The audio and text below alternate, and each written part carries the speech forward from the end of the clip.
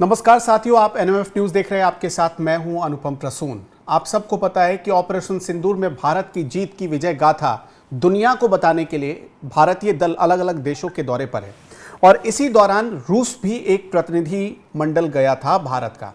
लेकिन बहुत हैरानी होगी आपको जानकर कि जैसे ही ये भारतीय दल रूस के एयरपोर्ट पर यानी मॉस्को एयरपोर्ट पर उतरने वाला था, उससे पहले यूक्रेन के ड्रोन्स ने हमले तेज कर दिए, हमले किए, नुकसान पहुंचाने की कोशिश की गई।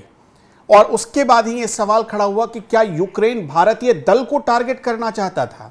जानते हैं एक इसका लिंक क्या सामने आ रहा है। यूक्रेन में एक भारत की दवा कंपनी हुआ करती थी। यूक्रेन का दावा है कि रूस ने उस दवा कंपनी को टारगेट किया था, जिसका एक बड़ा योगदान होता था यूक्रेन की अर्थव्यवस्था में, उसकी इकोनॉमी में। वो भारत की कंपनी थी। तो उसके बाद से यूक्रेन कुछ ऐसा करना चाह रहा है जिससे भारत और रूस के रिश्ते बिगड़ जाए। क्या इसी साजिश के तहत यह हमला किया गया? आपको जानकर यह भी हैरानी होगी कि करीब 40 मिनट तक ये जो प्रतिनिधिमंडल था भारत का, जिसकी अगुवाई कर रही थी डीएमके की सांसद कनिमोझी, वो 40 मिनट तक आसमान में फंसा रहा।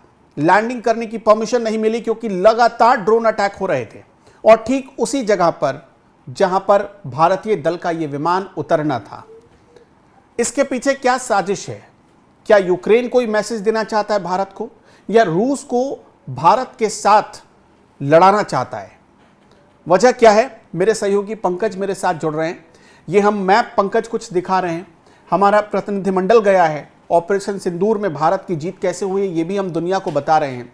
लेकिन ये जो ड्रोन अटैक अचानक हुए हैं और ठीक उसी टाइम, उस टाइम को एकदम निशाने पर लेते हुए जिस वक्त भारतीय दल उतरने वाला था मॉस्को, इसके पीछे आपको क्या समझ में आ रहा है? क्यों हुआ ऐसा?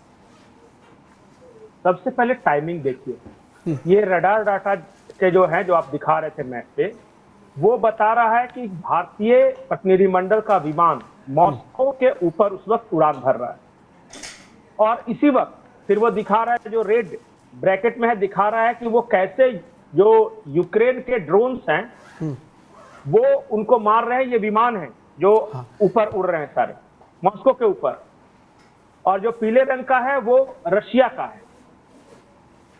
अब आप जरा समझिए कि पूरी दुनिया को ये खबर थी, और जिस भी हवाई क्षेत्र से हम गुजरते हैं उन्हें पहले ही प्रायर ये नोटिस दे दिया जाता है कि भाई दिल्ली से आने वाली जो मॉस्को के लिए जो फ्लाइट है वो फलाने टाइम पे यहाँ पे रहेगी और वहां पे लैंड करेगी।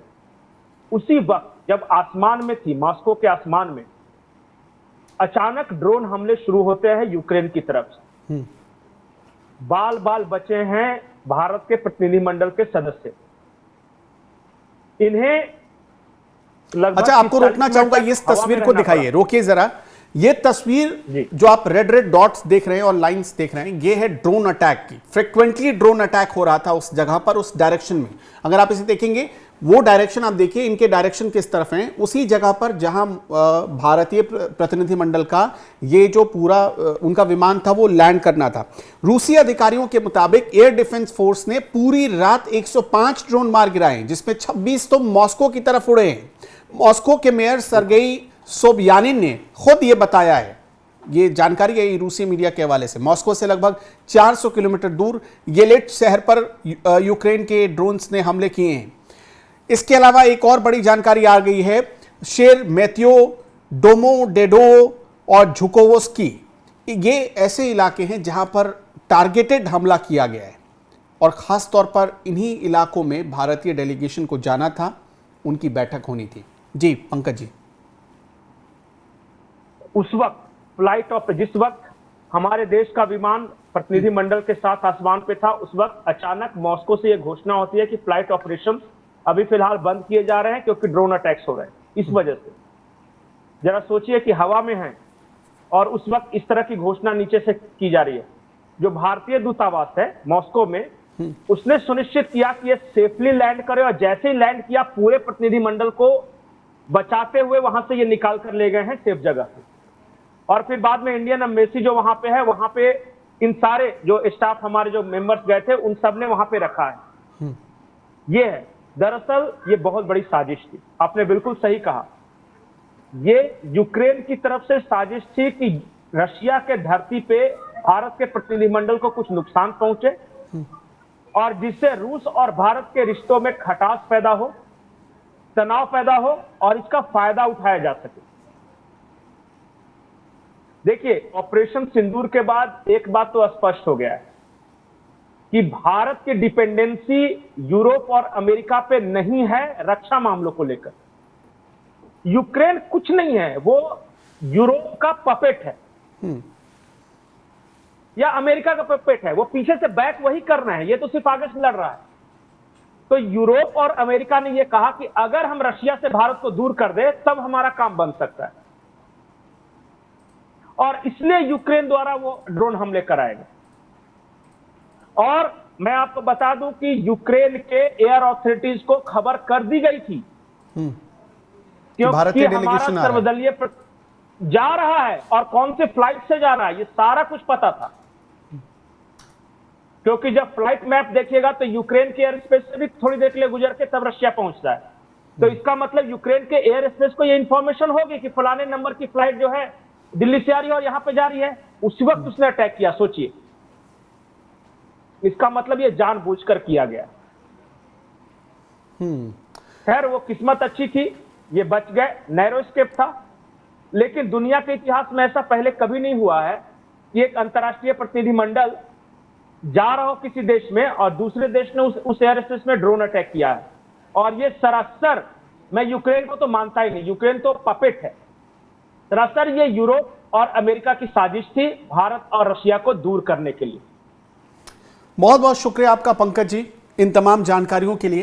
खैर दर्शकों, हम भी आपसे यही पूछना चाहते हैं कि ये जो ठीक उसी समय टारगेट करना, भारतीय दल जब उतर रहा था रूस के एयरपोर्ट पर, रूस की ज़मीन पर, और ये भी यूक्रेन को पता था कि भारतीय दल जा रहा है, बहुत ख़ास मकसद से जा रहा है, उसी टाइम हमला करना कई सवाल खड़े करता है। यूक्रेन में आपने देखा होगा कि हमारे प्रधानमंत्री गए, उन्होंने यूक्रेन के जो राष्ट्रपति हैं जेलेंस्की, उनसे मुलाकात की। भारत ने कहा था कि युद्ध विराम होना चाहिए, भारत ने मैसेज भी दिया था। रूस भी प्रधानमंत्री ने अपना प्रतिनिधिमंडल भेजा था, वहाँ भी उन्होंने पुतिन के सामने यही बात कही थी कि युद्ध विराम होना चाहिए। लेकिन इसके बाद यूक्रेन भारत को टारगेट करे, ये थोड़ा हैरानी वाली बात है। जी पंकज जी। मैं आखिरी बात बोल रहा हूं, मैं दर्शकों से पूछता हूं, क्या आपको यूक्रेन के अटैक के स्टाइल में और पाकिस्तान के अटैक के स्टाइल में कुछ सिमिलरिटी नजर आई? क्या आपको पता है कि पाकिस्तान ने अपने हथियार और कुछ फाइटर्स यूक्रेन की तरफ से लड़ने के लिए भेजे हैं? क्या आपको पता है कि रूस यूक्रेन के कुछ इलाकों का वही हाल करने वाला है जो इजराइल गाजा का कर रहा है? मैंने 3 सवाल किए, तीनों के डॉट्स जोड़िए। पाकिस्तान, गाजा और यूक्रेन, तीनों ये तो एक ही पैटर्न नहीं, ये तो पूरी दुनिया ने उस रिपोर्ट को देखा है। ये तो अमेरिकी रिपोर्ट है जो ये कहती है, दावा करती है कि पाकिस्तान के गोला बारूद का इस्तेमाल यूक्रेन की तरफ से रूस के खिलाफ हुआ है। पाकिस्तान के गोला बारूद का पूरा डिपो खाली हुआ है तो खाली करने वाला यूक्रेन है, क्योंकि यूक्रेन ने सारे हथियार खरीद लिए। इन्होंने आधे पौने दाम पे अपने कबाड़ को सारा बेच दिया था। जैसे रशिया यूक्रेन युद्ध हुआ ना, तो पाकिस्तान ने सोचा कि इतने सारे हमारे यहाँ बम गोला बारूद पड़े हुए, अभी युद्ध थोड़ी ना होना है, तो बेच के कुछ पैसे बना लेते हैं, और उन्होंने यूक्रेन को बेचा था 2023 में। चलिए पंकज जी, बहुत बहुत शुक्रिया आपका हमारे साथ जुड़ने के लिए। दर्शकों, आपकी क्या राय है इस खबर पर, हमें वो भी बताते चलिएगा। नमस्कार।